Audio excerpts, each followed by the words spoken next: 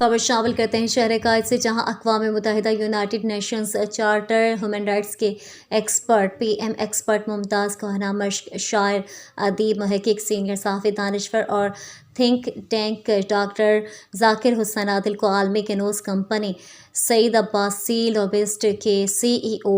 سعید خان عباسی نے کمپنی کا senior strategic advisor مقرر کیا ہے۔ ڈاکٹر ذاکر حسین عادل پہلے بھی پاکستان اور دنیا بھر میں مختلف اہم اداروں کے اسٹریٹجی میں اہم کردار ادا کر چکے ہیں اور ایک ہمہ گیر بین الاقوامی شخصیت کے حوالے سے پہچانے جاتے ہیں۔ بعد ازاں ڈاکٹر ذاکر حسین عادل نے اپنے تاثرات پیش کرتے ہوئے کہا کہ سعید خان عباسی خود بھی ایک اہم شخصیت ہیں۔ آپ نے کئی شعبوں میں گراں قدر خدمات انجام دیں۔ میری کوشش ہوگی کہ